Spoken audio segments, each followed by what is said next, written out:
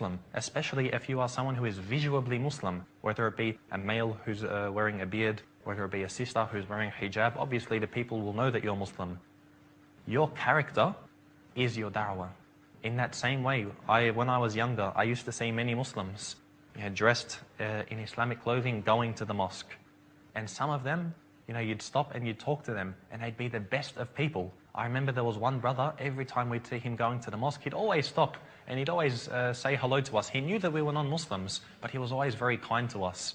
And it's actually interesting that over time, we saw this man as a figure of everything that was moral. So for example, when we were younger, if we were making trouble, we'd see this man coming and we'd stop making trouble. Even though we weren't Muslims, we'd even sometimes, when we'd go to the local alcohol store to buy some alcohol, we had to go home past the mosque. So from the alcohol store to our home, we had to pass the mosque. So we'd always try and go quickly past there in case this man saw us, because we had this fear in our hearts. We thought, if he sees us, what will we say? Even though for us, as non-Muslims, it was permissible, it was halal for us to drink alcohol, we had this fear of this man because he was someone who was so kind to us. He was someone who was so generous. Sometimes when we were sitting around, he'd come and he'd bring us food from the mosque. This was a man who no doubt was a bridge to Islam. He was someone who showed us the good character of a Muslim. He was someone who made us love Islam. So much so that when we'd see people doing activities at the mosque, like one time there was someone who had done some graffiti, some spray paint over the fence of the mosque. We saw this man and some others cleaning the fence. And even though we weren't the ones who did this, we felt bad, so we began to help them. There was a love between us just because of this character. In that same way, you can have a character which turns the people away from Islam. Many Muslims that I met, they would have the worst of characters. They would steal from you, they would lie to you, they would do all of the things that a Muslim shouldn't be doing. And you'd say to them, as a Muslim, should you be doing this? And they would freak out. I'd say, you're being a bad Muslim. And they'd say, you can't tell me if I'm a bad Muslim or not. This isn't up to you. You're a non-Muslim. What do you know? Leave me alone. Don't tell me anything like this. Don't advise me.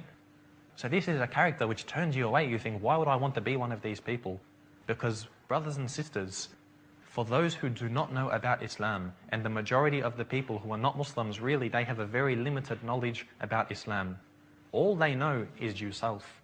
You are the one who is there to convey the message. They don't have the books of hadith. They don't have the Quran to read. They don't have the seerah of the Prophet ﷺ. They don't have the stories of the companions. All they know about Islam is you and your character. And if your character is deficient, they will see Islam as deficient. Even though this is not doing justice to Islam. Fortunately, if I saw the bad character of Muslims, I would do justice. I would say, well, maybe that's what they're doing, but I want to see what Islam says. But many people, they don't have access to learn about Islam, nor do they have the desire to learn about Islam. So really, they're accepting Islam, they're learning about Islam, their understanding Islam is upon your shoulders. If you have a classmate who is a non-Muslim, you are the one, it's upon you to bring Islam to them. And could you imagine, so many people you will meet each day, and you have not told them anything about Islam. Imagine that there's one person in one of your lectures, in one of your classrooms, in any situation where you have in school, and you were sitting next to this person, and you knew this person, and you spoke to this person, and you never told them about Islam. On the day of resurrection, you might see this person being put into the hellfire, and they will be saying, you were the one, you knew me, you were Muslim, you had this message, and you didn't convey it to me. Could we imagine this, the severity, subhanAllah?